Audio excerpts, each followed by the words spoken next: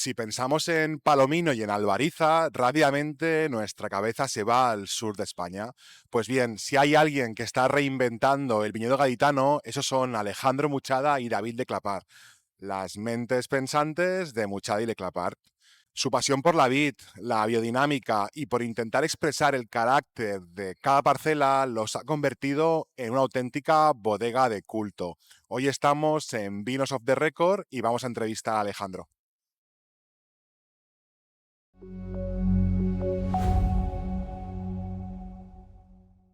¿Tú eres de profesión arquitecto y acabas accidentalmente en el mundo del vino o cómo es esto? ¿Cómo es que llegaste a elaborar vino? Bueno, siempre digo que fue un poco casualidad o de luego no estaba pensando, estaba en el programa y lo que sí fue a raíz de una experiencia que tuve en Marruecos como cooperante, que trabajé como arquitecto, trabajamos en mejora de barrios informales y fue una experiencia muy chula, muy humana. Era un barrio de pescadores además, el Arache, en el norte. Y de vuelta, pues no sé por qué, bueno, siempre decía que para mí la agricultura es la base del desarrollo, es la base de la economía, es la base de la salud y es la base del medio ambiente, ¿no? Entonces como que algo en mí dijo hacia ahí, ¿no? Sin nada más, o sea, ese era un poco el programa. Y empecé a hacer talleres de agricultura ecológica por ahí por la zona de Cádiz. Y un verano me fui a Francia, estaba haciendo la tesis doctoral y quería un poco oxigenar la cabeza de Marruecos. Y empecé a visitar granjas ecológicas. Y fue un viaje, siempre digo, iniciático, porque Ajá. descubrí la biodinámica. Nunca había escuchado hablar antes de biodinámica. Y acabé en una granja en la zona de Les Cévennes, una zona así del interior, así del norte de Arles y poco conocida, pero preciosa. Y había una granja que trabajaba en biodinámica increíble, una familia así que me acogió súper bien. Y luego estando allí, una amiga me dice, oye, vamos a hacer una vendimia, ¿te viene? Y digo, vale. Y la casualidad era que era la prima de David Leclapar, que es arquitecta, y era amiga de una amiga mía que habían hecho un máster juntas en París. Vale. Y acabo, sin saberlo, en casa de David Leclapar, sin saber quién era David Leclapar, era el primo de mi amiga. Ya. David tiene 3 hectáreas, es una vendimia, él es muy fiestero también, le gusta mucho disfrutar. Ajá. Entonces, bueno, la vendimia en su casa es una fiesta. O sea, y la madre de David que cocina para todo el mundo, a una única mesa en el garaje de la casa. Y me encantó el ambiente. O sea, pero ahí quedó. Yo volví como arquitecto, siguiendo haciendo mi tesis doctoral y trabajando. Pero al siguiente año volví. Escribí a David, oye, ¿cuándo es la próxima vendimia? Venga, voy para allá. Así que te Me enganchó quedé. a tope, ¿no? Eso, Sí, vale. claro, es artesanal, todo así Ujú. como súper coqueto, también biodinámica. Y al siguiente año, en 2013, viene David de vacaciones a Cádiz con la familia, yo le había hablado de las playas, y entonces llamé al único amigo que yo tenía que hacía vino, que es Miguel, de Los Majaras, digamos, de Ujú. Bodega Benficate, de San Lucas Barrameda, Sí. de San Fernando, y que está casado con la prima de uno de mis mejores amigos, y ese era el vínculo mío con el vino. Ajá, vale. Y entonces lo llamo y digo, oye Miguel, que viene un amigo francés que hace vino, no sé qué, aconséjame una bodega para visitar con él. Este tío es pequeño, ¿eh? Este tío así...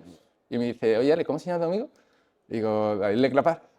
Ale, ¿qué dices? Este tío es muy conocido, ¿eh? Bueno, claro. Y a raíz de esa visita visitamos La Guita, que estaba Eduardo Ojeda, director técnico, y nos hizo una visita increíble porque ellos sabían que estaban por allí David, pero David pasa del móvil así. Y a raíz de esa visita empecé a hacer vinos con Miguel, con otros chicos, poco a poco. Me fui introduciendo así en las cuadrillas para aprender a podar, a llevar el campo. Mi escuela era David y yo no he estudiado enología ni he estudiado vitivinicultura, o sea que No ha tienes sido formación todo reglada como tal, autodidacta, ¿no? sí. Vale.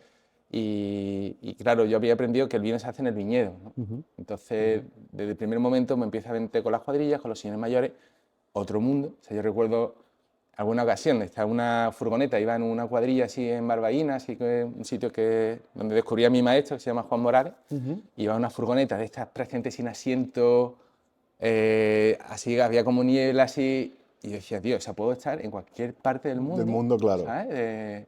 O sea, era una situación para mí que no venía del mundo ni del campo ni Ajá. del vino, muy singular, ¿no? Muy humana también, Ya. porque para mí son maestros, son sabios, ¿no? La gente que trabaja en el campo y luego, bueno, pues poco a poco fue la cosa yendo bien, me gustaba y ya en 2016 fue el momento del salto de decir, oye, ¿esto es un hobby o te O lanzas, lo no? profesionalizo, ¿no? O me dedico Claro, a ello. sí, y me lancé a ciegas y en ese momento yo no, me lancé sin hablar, yo hablaba con David, seguía el contacto con él, hacía la vendimia con él, pero nunca le dije, oye, ¿quieres ser mi socio o algo así? No. Fue él, cuando me vio que me lancé, que me dijo, oye, Ale, si quieres, te ayudo. te apoyo y hacemos algo juntos. Y digo, hombre, como si Messi te dice, vamos a hacer un equipo Claro, de sí, fútbol, sí, ¿sabes? en bandeja, claro, Claro. como te voy a decir que no. Sí, sí. Hostia. Y así surgió, o sea, todo muy orgánico, sin pensarlo, pero bueno, sí que había esa llamada, ¿no? De querer acercarme a la tierra, Esa querer... inquietud tuya por tu parte Sí, de trabajar eso. sí, Ah, y acercarme a los entonces, mayores, para mí son los ajá, viticultores de San Lucas, son sabios. Además, hay algunos que sus hijos son de la vieja escuela, que se han criado en la viña, que no han ido al colegio, pero que saben de la ya vida claro, y de la vid, y de la vida. Increíble, experiencia, vamos. claro, Sí, sí, sí. muchísimo. ¿Cómo es ahora, o sea, vuestro tándem entre tú y David? ¿Cómo os organizáis? ¿Cómo son vuestros roles? Bueno, David o sea, es mi socio, pero es mi maestro. O sea, entonces, yo parto de un respeto hacia David enorme. Aparte, pienso, sinceramente, es un tío súper conectado. O sea, David es un tío muy sensible, artístico, ¿no? O sea, me gusta... Mi escuela de Viñerón es una escuela de, no técnica, o sea, Ya, no es una filosofía de querer dominar, ¿no? Con la técnica, sino de ser sensible, de respetar, ¿no? Y David es un tío muy conectado. O sea, entonces, todas las decisiones las tomamos juntos ¿vale? y a día David tiene su proyecto en Champán y yo estoy tirando el carro en San Lucas, pero bueno, comunicamos permanentemente, él viene 2 o 3 veces al año a San Lucas y hay esa conexión permanente, ¿no? O sea que... Vale, vale, vale. En Sanlúcar, donde estáis, ahí está Albariza, que históricamente siempre ha dado lugar a vinos muy singulares. ¿Cómo explicarías el poder que tiene este suelo y cómo lo transmite al vino? ¿Qué es lo que lo hace especial? Bueno, yo creo que tiene, o sea, es el lugar, o sea, Ajá. ¿no? Me gusta el concepto de terroir que hablan los franceses, ¿no? El lugar, que viene dado por la Albariza, que es una tierra calcárea muy singular, porque es joven geológicamente, o sea, si lo comparas con la Crea en Champagne, la Crea tiene 80-90 años, millones de años, y la Albariza tiene 10-15 millones de años. Eso lo hace que esté en superficie, porque, por ejemplo, en Champán, al ser tan antigua, ya se la ha sedimentado siempre capas orgánicas, rara vez te ves alacre en superficie. Sin embargo, el marco de Jerez tienes la albariza en superficie, Ya, con lo subido. cual le da como mucha pureza y singularidad al suelo. Pero luego también es el clima, o sea, somos sur, pero somos atlánticos. La costa atlántica de Andalucía es muy especial, se llama Costa de la Luz y no es por algo, o Ya. sea, era un sitio histórico también de culturas, de cruces, ¿no? Y luego, bueno, tenemos la variedad de la Palomino, que es una variedad ancestral del lugar que transmite todos esos matices, ¿no? Entonces, o sea, un vínculo y luego la cultura también de la viticultura. Llevamos siglos ininterrumpidos de producción, o sea, es de las zonas más antiguas del Más mundo en historia, sí. producción, ¿no? En producción continua, con sensibilidad para identificar los pagos, los suelos, las identidades, ¿no? Todo eso hace que tengamos un legado, siempre digo que es como un gran legado que recibimos y que no nos pertenece de todo, ¿no? De ese conjunto de conocimientos, ¿no? Siempre en broma decimos, hacer vino es fácil, lo difícil son los primeros 200 años. Ya, ¿Sabes? vale. Entonces ya llegamos con toda esa sabiduría de saber, Adquirida, ¿no? Que hemos claro, heredado de... de que, por ejemplo, los moscatelos tenemos en las arenas, los palominos en las albarizas, en los calcáreos, hay un conocimiento, hay una, ¿no? de definición de parcelas, de todos los pagos, o sea, todo está hecho Ya. desde, ¿no? desde ese saber antiguo, empírico, que tenían tiempo, que paraban, que observaban, ¿no? Que a día de hoy hemos perdido, ¿no? O Sí, bueno, sea, claro, sí, sí, en no se cierta trabaja de la medida, misma ¿no? forma, sí. O sea, al final estamos diciendo que la albariza forma parte de un conjunto de factores que es lo que Claro, hace crear esta singularidad en los vinos, ¿no? eso es, Que sí, sí. probablemente si lo situamos en otro lugar, pues daría lugar a cosas Sí, distintas. pero están todas las condiciones para una gran región, ¿no? Siempre digo que todas las grandes regiones tienen clima equilibrado, hay cierto equilibrio, nosotros somos sur, pero somos atlánticos, eso nos equilibra muchísimo. Hay un suelo único, que es la base, que es la albariza, en sus formas de colinas pegadas al mar, colinas suaves, o sea que están todo, y una variedad única propia, o sea que están todos los Ya. elementos para una gran región. ¿Recuerdas cuándo fue tu primer contacto con la biodinámica? Porque ahora es un término que más o menos se conoce, ¿no? Pero hace unos años no era algo tan común. ¿Qué recuerdas y, sobre todo, cómo se lleva a la práctica del día a día la biodinámica, la agricultura ecológica, Ajá. el respeto por el medio? Pues sí, mi primer contacto en biodinámica fue en ese viaje que hice en Francia y fue en esta granja en Les Cevennes y era un hombre, se llamaba además Rudolf, como Rudolf Steiner, se llama Sí, Rudolf, que había trabajado en Valencia en las naranjas, o sea, una familia súper humilde y recuerdo que él recuperaba las aguas. Porque era una granja multicultivo, entiendo. Ahí había Sí, de sí, todo, sí. Y no de se hecho también centraban era en... un gite-tap, era como un albergue, Ajá. pero es una zona que las familias hacen recorridos con mulos y entonces albergan a la familia y se guardaban los mulos, ¿no? Entonces yo recuerdo mi trabajo era a primera hora de la mañana darle de comer a todos los animales, tenían también conejos, tenían cerdos, tenían de todo, Vale. y ya luego nos íbamos a recoger la huerta que tenían, eran veranos, entonces era época así de cebolla, tenían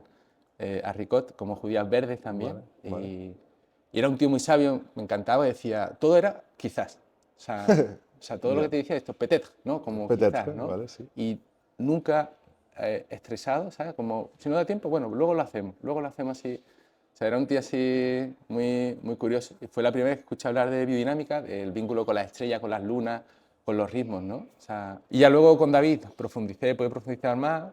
He ido a varios encuentros, ¿no? En Francia está muy desarrollado, hay un movimiento que se llama el Movimiento de Agricultura Biodinámica, que ahora mismo lidera Jean-Michel Florin, que para mí es un tío súper interesante. Es el mayor experto en percepción goetiana, ha sido el director de la sección de agricultura del Goetheano, que es como el centro de la agricultura biodinámica. Y la verdad que cuando te empiezas a adentrar es un mundo sin fin. O sea, yo he leído últimamente mucho a Goethe, que es como el referente de Steiner. O sea, Steiner es un poco quien establece las reglas, pero Steiner se basa mucho en Goethe, que era el Cervantes alemán. Como si de repente nos dicen que nuestro Cervantes tiene una obra científica que nadie conocía y que se adentraba mucho en otro método de acercamiento, ¿no? O sea, siempre digo que habitualmente nos quedamos con los gestos, que son más llamativos, como puede ser enterrar los cuernos, el usar la atracción animal, por ejemplo. ¿No? Una parte más mainstream de la biodinámica, ¿no? Lo Claro, que la gente... Sí. ese sí, son como las cosas más llamativas, ¿no? Las lunas, las estrellas, que eso a todos nos gusta, pero luego, o sea, la base es un cambio metodológico. O sea, toda nuestra ciencia moderna, toda nuestra agronomía moderna se ha basado en separarnos de la realidad para tener objetividad, ¿no? La biodinámica defiende que tienes que unirte a la naturaleza para poder entenderla, ¿no? Eso te lleva a buscar siempre soluciones que nunca hagan daño a la naturaleza, ¿no? Si tú te separas de la naturaleza, inevitablemente no te importa explotarla, porque no te sientes parte de. Entonces desarrollas otras herramientas que a lo mejor son más dañinas para la naturaleza, que al final es dañina para ti, ¿no? O sea, siempre digo que todo lo que le hacemos a la naturaleza nos lo estamos haciendo a nosotros mismos, ¿no? Entonces, para mí es el cambio metodológico, ¿no? El paradigma de la biodinámica, y eso te lleva pues, a buscar soluciones que están a tu alrededor. Es decir, que por ejemplo el compost biodinámico pues, se enriquece con plantas que hay a nuestro alrededor, como son la manzanilla, la cola de caballo, la ortiga, ¿no? Son plantas que son, según la biodinámica, fenómenos puros de elementos, ¿no? La ortiga, por ejemplo, es puro hierro. Ya. La manzanilla es puro calcio, el sílice, la cola de caballo es puro sílice, ¿no? Y lo que siempre se trabaja es a través de fermentación, es decir, de la vida, Claro, frente a buscando entender un... que el suelo es un suelo muerto, un recipiente al que le tengo que meter nitrógeno, le meto nitrógeno. Necesito potasio, potasio. Además, de forma química, en biodinámica se busca es siempre trabajar desde lo vivo, porque lo vivo nunca va a hacer daño, siempre se va a autorregular, la naturaleza es... Forma parte de un ciclo, está ahí por Claro, algo, claro, tiene razón de es ser. la gran obra de arte, ¿no? Y fundirte con ese ritmo, al final hace bien a todos, ¿no?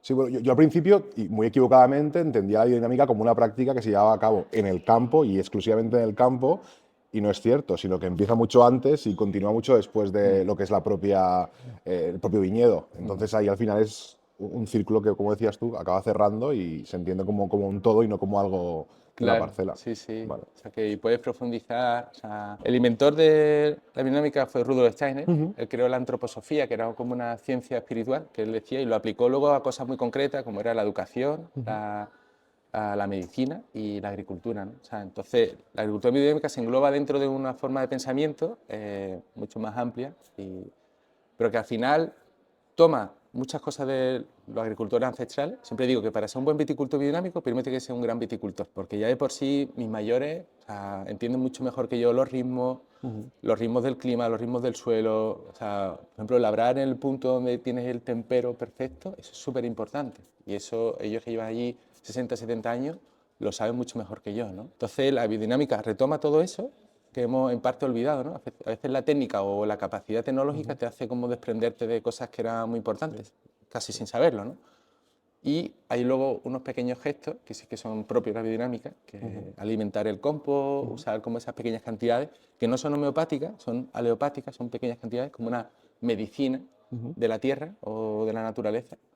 Y son como pequeños gestos que eso sí que algunos son nuevos, ¿no? O sea, pero siempre muy basados en esos saberes ancestrales, ¿no? Como muy emocionante ver cómo hablas de estas personas que tienen tanta experiencia, pero yo lo que veo es que te estás convirtiendo tú en uno de ellos. ¿Sí? Probablemente seas el sabio también para alguien que venga detrás. ¿No lo ves Bueno, así? pero nunca llegaré a ser como ellos, la Bueno, verdad, porque eso al final, ellos se llama, allí a nivel local se dice hijo de la cuchilla, ajá, cuando vale. has nacido bajo una cepa, ¿no?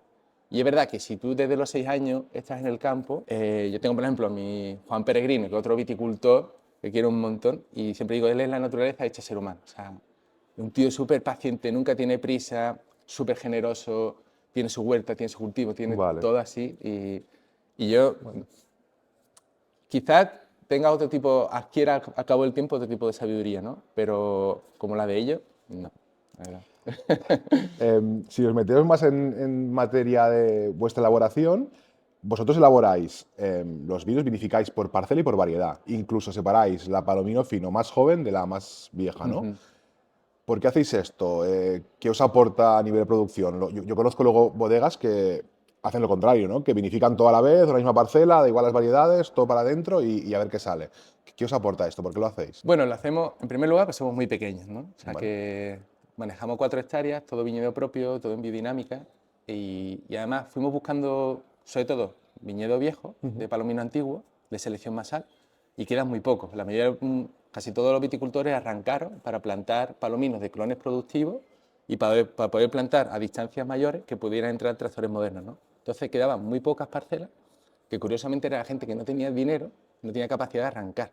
Y eso nos han quedado como un legado, que son bibliotecas genéticas, porque siempre digo que un clon productivo multiplicado es como una oveja Dolly, para que la gente lo entienda, ¿no?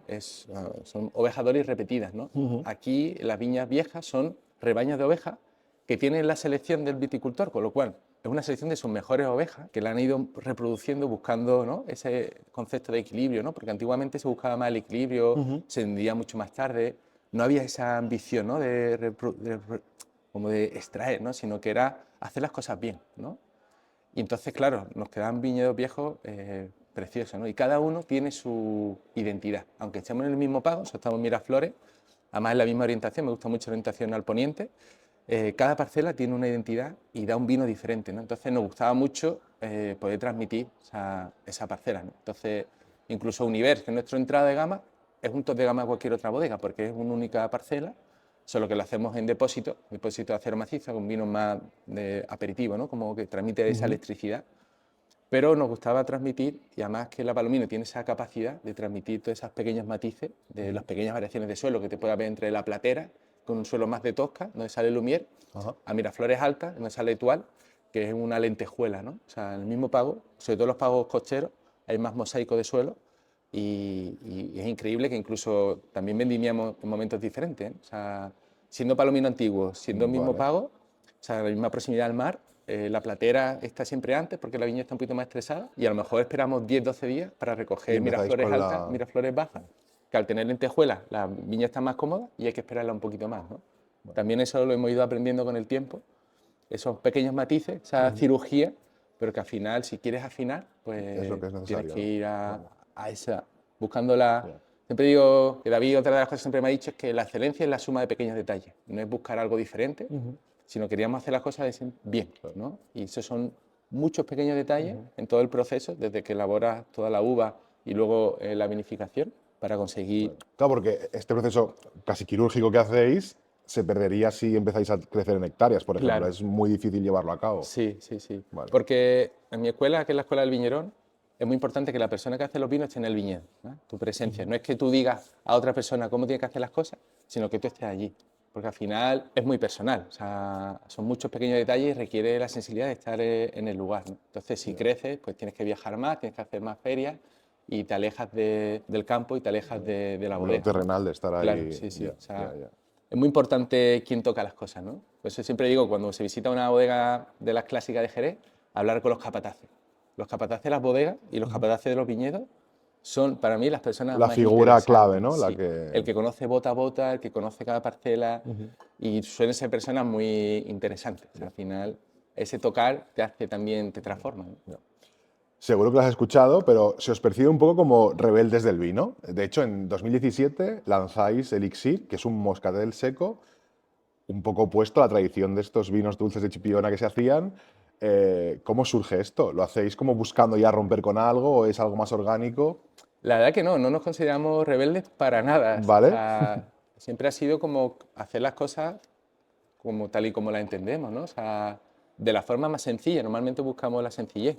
O sea, ¿Vale? que igual que hacemos blanco de palomino sin flor, sin bota, porque en realidad es lo más sencillo, igual confiamos mucho en la moscatel como variedad también autóctona que lleva siglos en Chipiona y lo natural sería hacer un blanco seco, ¿no? O sea, es lo sencillo. O sea, si tú pones un zumo de uva moscatel a A fermentar, fermentar. Ujú. fermenta y acaba y se queda seco, ¿no? Ya. Si quieres que quede dulce, tienes que tocarlo, Sí, tienes hay que que intervenir. intervenir, sí. Tienes que o alcoholizar o parar la fermentación con sulfurosa, ¿no? O sea que lo sencillo siempre ha sido nuestro modus operandi, ¿no? O sea, buscar siempre la sencillez, que al final te da también pureza, ¿no? O sea, al final es como controlar el ego. Ujú. Muchas veces queremos toquetear demasiado, ¿no? Ya, ya, ya. Y es un trabajo también personal de confiar en la naturaleza, confiar tu trabajo en el viñedo y en bodega buscar siempre la expresión más sencilla. Intervenir lo mínimo, ¿no? Digamos. Sí. ¿Qué tenemos aquí que has traído hoy? Bueno, pues hemos traído nuestro buque insignia, que es el Lumière. Procede de nuestra mejor parcela, se llama La Platera. Además tiene una historia bonita porque siempre da cuento que La Platera no está en la zona más famosa del Pago. La zona más famosa de Miraflores, pues Miraflores alta, Miraflores baja, allí tenemos dos parcelas. Y sin embargo Miraflores procede de una zona de uno de los laterales, al oeste. Y siempre recuerdo cuando empezamos a buscar parcelas con David, al inicio del proyecto, que es como una de las versiones iniciales, ¿no? De decir, bueno, vamos a comprar viñedo. ¿Cuál ¿Cuál compramos? compramos, no? Claro. Eso es fundamental, ¿no? Pues David nunca me dijo, ya, si encuentras una parcela, hazle una calicata, mira a ver qué tipo de albariza, qué profundidad, sino que me dijo, Ale, busca belleza, busca un sitio que te sientas bien, que seguro que va a dar algo increíble, ¿no? Y así, los dos, además estábamos los dos, nos llevaron a La Platera y fue como un amor, un flechazo a primera vista, nos miramos y dijimos, es esta. Y la compramos sin hacer ningún tipo de análisis de suelo. Nada, o sea, todo lo Cero. que tenéis preparado no hizo falta. Sí. Y a los 4 años vino Yves Hérodi, que es un edafólogo francés de los más conocidos a nivel de suelo, que trabaja mucho con Titín Palacio. ¿Vale? Y entonces lo trajo Titín, hicimos varias calicatas, porque quería hacer una publicación sobre temas de suelos calcáreos. Y entonces fue a los 4 años, por primera vez que hicimos una calicata en La Platera, ¿no? Y Ya tiene, mucho después de haber adquirido, ya empezando a trabajarla, sí, ¿vale? y tiene un suelo de tosca súper puro, precioso, a 2 metros de profundidad, brutal, que no corresponde con esa zona del Pago. Se consideran siempre que las albarizas más puras están en la zona más alta, Vale. porque son, digamos, los que se han elevado de alguna manera y ha tenido menos suelo sedimentario, ¿no? Pues hay una lengua que pasa por la platera de tosca, de roca pura madre, blanca y compacta, O que sea, es lo muy que da siempre, excepcional esto. lo que le da siempre esta finura, siempre el Lumière es como muy fino, muy preciso, y bueno, pues son como, siempre cuento esta anécdota porque son las cuestiones sensibles, ¿no? Que siempre digo que esto es nuestro mayor laboratorio. Vale. Esto de aquí es el laboratorio más preciso que tú puedes tener. Te puedes analizar y hay veces tú analizas el vino, te pones todo ok, pero si algo aquí te dice no, no está todo ok, no está todo ok, ¿no? Entonces, si la educamos, porque se puede, ¿no? Esto es Totalmente. como aprender a bailar, ¿no? Pues se educa la vista, el sentido, el olfato, tiene una capacidad de percepción muy potente, Se puede ¿no? desarrollar muchísimo, Sí, totalmente. sí. Bueno, vale. O sea, Lumière, Étoile, Univers, Vibracions, todo va relacionado con la naturaleza y con la biodinámica. ¿Cómo es el proceso creativo de poner estos nombres y qué buscáis evocar cuando los Ajá. elegís? Pues mira, todos los nombres son cosas que no se tocan. Es decir, Vale. que no son materiales, pero que tienen como mucha influencia en nosotros, ¿no? O en las plantas. Entonces, por ejemplo, Univers es la entrada a nuestro universo y es porque miramos mucho al cielo, ¿no? A las estrellas, a la luna, a esos ritmos, ¿no? O sea, Steiner decía que las plantas son el cosmos materializado de alguna manera, ¿no? O sea, que todos nosotros y las plantas somos muy sensibles a todo lo que nos rodea, ¿no? Si te fijas, si piensas en el universo, la capa de vida de la Tierra, que tiene 2000 metros, Sí, un grosor un finísimo, grosor claro. de finísimo, si lo comparas con la inmensidad del... Todo eso no nos va a influir en algo a nosotros. Ya. Vamos a estar como aislados de todo lo que nos rodea. Entonces, por eso llamamos a nuestra entrada de gama Univers y tiene un código también de color, azul, del color del cielo. Ah, vale. Lumière, pues la costa de Cádiz se llama Costa de la Luz, ¿no? La costa de Málaga es Costa del Sol, la costa de Cádiz Costa de la Luz, hay una luz especial blanca De hecho, el origen de Sanlúcar está vinculada a un templo que era la diosa de la luz. Bueno, Y o sea, no es casual que se llame la Costa de Cádiz Costa de la Luz, ¿no? ya claro. Y la luz es lo que alimenta las plantas. Hay algo que no podemos tocar, que no puedes agarrar, pero que es lo que nutre, ¿no? a las plantas. Y por Sí, eso, tiene un pues, impacto como muy significativo claro, o sobre sea, es la base es la fotosíntesis, por lo menos en la parte aérea, ¿no? Y por eso pues lo llamamos Lumière. Luego Elixir, como la moscatel, tiene ese perfume, ¿no? Ese aroma, la parte más astral. De hecho, también tiene todo el sentido desde el punto de vista biodinámico que plantaran el moscatel en la arena, porque la arena tiene muchos sílices. Los cristalitos de la Sí, playa, esos que son brillan, sílices. sí. Entonces, el sílice siempre trabaja la parte aérea, la parte más aromática del fruto, ¿no? O sea que, al final... De todos los vinos que elaboráis, ¿hay alguno con el que te sientas especialmente vinculado, identificado? ¿O Bueno, todos son es muy difícil? como, Ya me sí, imagino. son como los dedos de la mano, ¿no? O Ya, sea, claro. no te quieres desprender de ninguno, ¿no? O sea, Vale. que todos son importantes y cada parcela la hemos elegido así, ¿eh? La parcela de Moscatel igual, o sea, la elegimos, yo sentí el suelo, cogí el suelo y se me puso el ovillo de punta y así elegimos Moscatel. Miraflores Bajas fue igual, la compramos en 2022, ahora el que aparece Univers, y tenía dos parcelas, una en el carril central de Miraflores, perfecta viña vieja, y otra un poquito en el lateral, que es difícil acceso, pero esa, tanto a Juan Morales, que trabaja conmigo, como a mí, nos llamaba, ¿no? Ya. Y no decidimos por esa, o sea, no Ya, decidimos por las prácticas, sino por esa que nos emociona de alguna manera, o sea, que hay una conexión con cada parcela muy personal, ¿no? Cualquier persona amante de los vinos que le hables del Marco de Jerez, pues rápidamente ubica un estilo de vino muy reconocido, muy especial, muy propio de ahí, que dista un poco de lo que hacéis vosotros, ¿no? ¿Qué lugar ocupáis en el Marco de Jerez y qué tiene que saber la gente? ¿Cómo tienen que entender estos vinos? Ahora mismo hay como una nueva ola, o sea, no estamos solos, es todo un movimiento que hay en el Marco de Jerez, desarrollando vinos blancos de uva palomino que están demostrando que la variedad en sí, la palomino, tiene un gran potencial y el lugar en sí también tiene un gran potencial sin necesidad de todo el proceso de flor, de solera, que es maravilloso Sí, sí, y de un valor increíble. Siempre decimos que si los franceses tuvieran esos vinos no habría que los pagaran, pero que es muy interesante, como decía Disney Por, fue como el primero en hacer un vino blanco con intención en Marco de Jerez, con equipo Navazo, en el 2008. Él dio una cata hace poco en el Guerrita, que fue genial, estaba Eduardo Ojeda, estábamos todos, Willy, Romero, todo así, y decía, yo se lo dije a ellos hace tiempo, hablando de equipo Navazo, dice, si queréis que la gente valora los vinos de Jerez, tenéis que hacer un buen vino blanco, porque la puerta de entrada es lo que te permite el lenguaje internacional.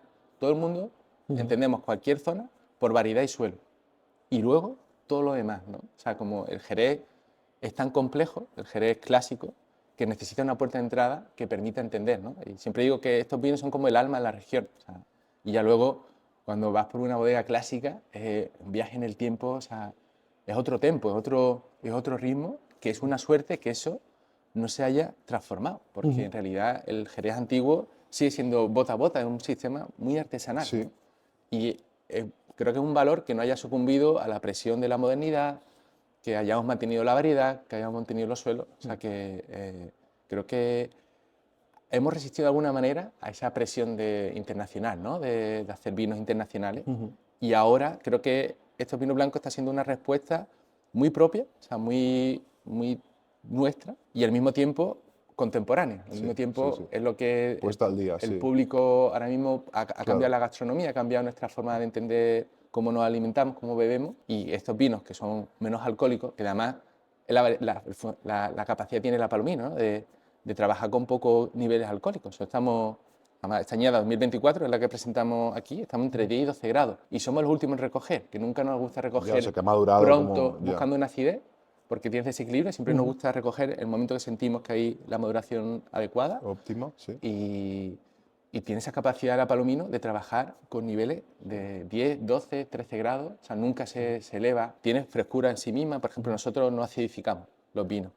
En el sur tenemos pH elevado, acidez baja, pero tenemos otras cosas que juegan ese rol, que nos dan frescura y nos dan vida en botella, que es la sapidez, esa salinidad que procede de la albariza y que procede del océano Atlántico, esa salinidad le da estructura a los vinos, ¿no? Claro. Con lo cual, son vinos súper adaptados al día de hoy. A día de hoy, sí. O sea, ligando un poco lo que estás comentando, quizás es una pregunta muy difícil, ¿no? Pero hay ciertas tendencias ahora que parecen indicar que el consumo de vino está cayendo o no se entiende como se entendía hace unos años.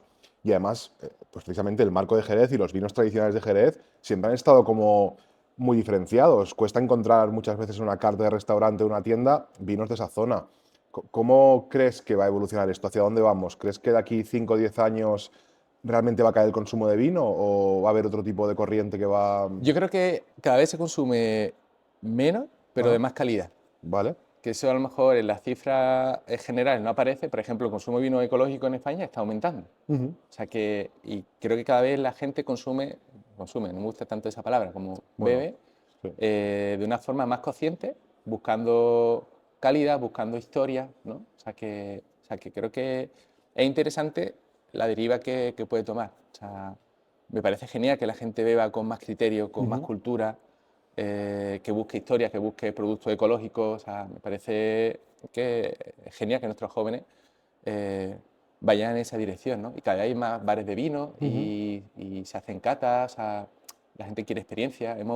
En todos los sectores, ¿eh? El café, ahora bebemos café con mucha más Ujú. intención. El té también, También, sí, el sí. cacao, o sea, siempre digo que son alimentos sagrados. Para mí el vino es un alimento sagrado, el alimento del Mediterráneo, igual que el té en China o el cacao en el Amazonas Ujú. o el café en Etiopía. Y veo bien que haya un respeto Ya, para acercarnos a este alimento, ¿no? ya. O sea, sí, claro, al final el apunte que has hecho es, sí, está disminuyendo el consumo, pero no es una disminución per se, sino que es un cambio en cómo lo consumimos y eso implica que se consuma menos volumen, menos litros, pero de una calidad Claro, distinta, ¿no? sí. Vale. Ya para terminar, siempre preguntamos a la persona que tenemos delante que nos recomiende algún proyecto, alguna bodega, algún vino que hayas probado últimamente y que creas que merece la pena arrojarle un poco de luz o ponerle el foco. ¿Qué nos Ajá. dirías? Pues mira, de mi zona, por ejemplo, ahora que lo acabo de subir, que está ahí Pepe Blanco, con Bueno, su hija Marta, que además vale. Marta hizo prácticas con nosotros. ¿Ah, sí? Sí, y además Marta estudió Historia del Arte también, o sea que hay como Una vínculo. sensibilidad Sí, y... sí, sí. Y ahora ha lanzado su proyecto personal y me parece maravilloso. O sea, a mí Callejuela me encantaba porque pienso que para mí era el proyecto de Viñerón, realmente el Ujú. marco de Jerez, porque era una solera propia, de viñedos propios, trabajado por ellos. Además, si tú ves a Pepe y a Paco, tienen manos de viñerón, gente que trabaja la tierra, ¿no? Como Selós, que también vino Ansel Selós, hizo una cata en San Lucas y recuerdo que le estreché la mano y tenía Ya. mano de viñerón, ¿sabes? Vale, sí, sí, sí. O sea que total, que me alegro muchísimo que ahora se hayan lanzado y me parece un proyecto Bueno, pues también los así probaremos. referente. O sea Vale. que Oye, pues nada, Alejandro, mil gracias. Ha sido muy interesante lo que me has explicado. Y nada, disfruta mucho de la feria y muchas hasta gracias la a próxima. vosotros. La verdad que es un placer, ¿eh? Ahí, salud. Si te ha gustado el contenido, puedes darnos like y si quieres animarnos a que sigamos haciendo vídeos como este, puedes suscribirte pinchando aquí.